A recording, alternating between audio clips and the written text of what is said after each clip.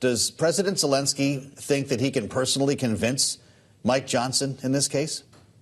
Well, I think he's trying his best to try and convince him, although we do know that the speaker himself, I think, favors aid to Ukraine. We should remember that a lot of that aid will go to U.S. companies that will be manufacturing weapons and things that are delivered to Ukraine. I just want to get that in there.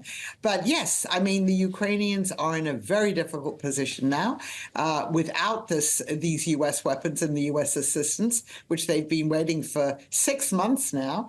And the Russians have made some territorial gains in the last couple of months. And as you said, they have intensified their bombing campaigns against infrastructure, against civilians. And so, it's pretty hairy living in many of the main cities of Ukraine now.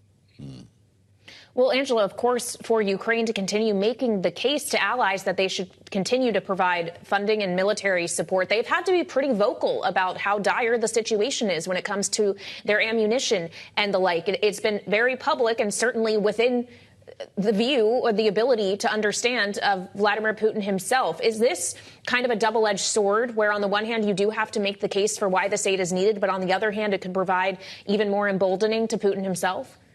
Yes, I think Putin, he's now just gotten a 5th term in office with allegedly 87% of the vote, although most people don't believe that's a true figure.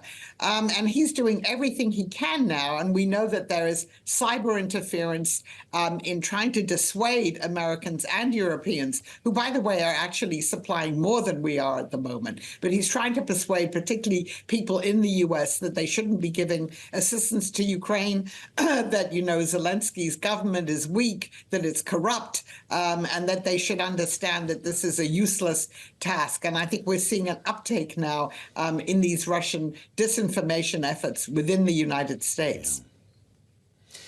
Angela, we heard from President Zelensky today in an interview on CBS News. He was asked about whether the war in Gaza might be diverting U.S. attention and resources, for that matter, away from Ukraine.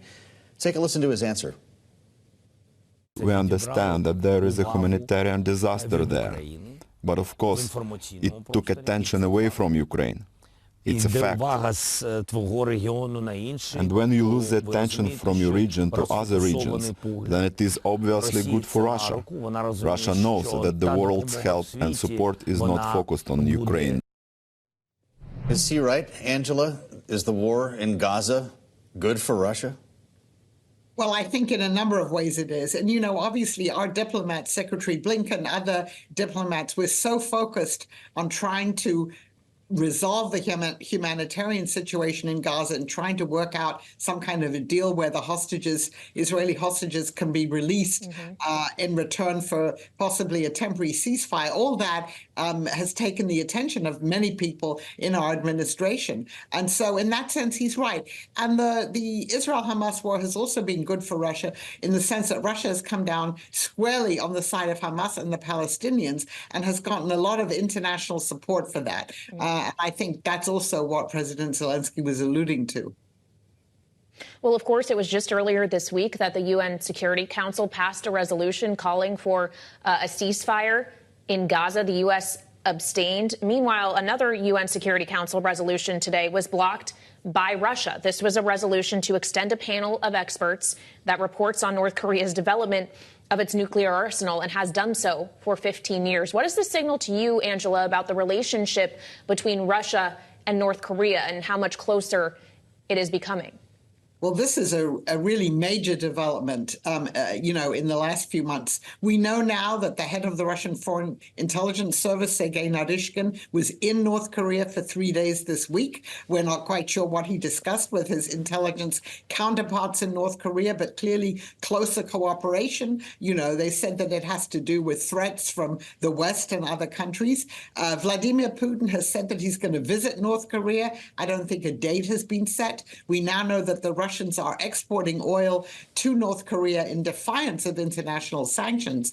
So we now have this new axis of powers that's emerging as a new bloc: China, Russia, Iran, and North Korea. And this rapprochement between Russia and North Korea has been very notable because Russia used to be, at least publicly, much more concerned about North Korea's nuclear program than it appears to be now.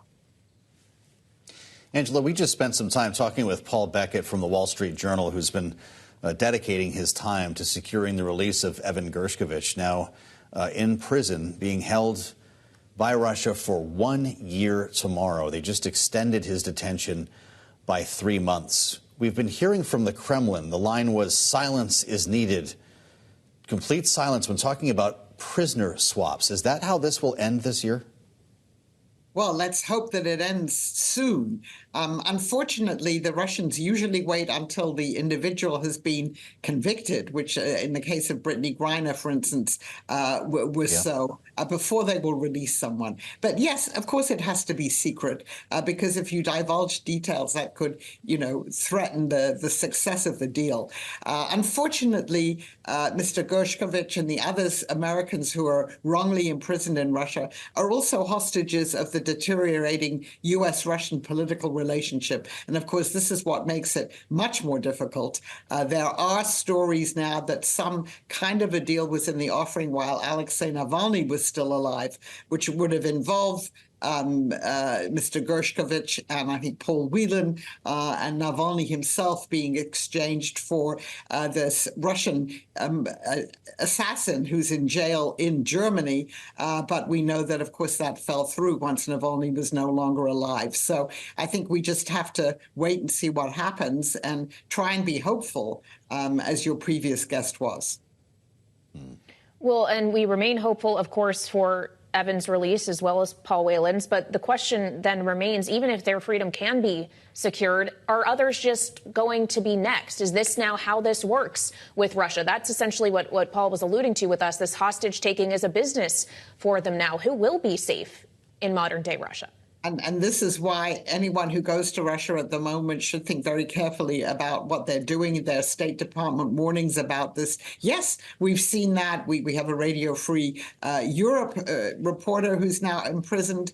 We have a teacher who used to teach at the American school in Moscow that's no longer open now. He's in prison. So, yes, I mean, this is the way the Russians appear to be increasingly doing business, as countries like Iran have been doing for some time.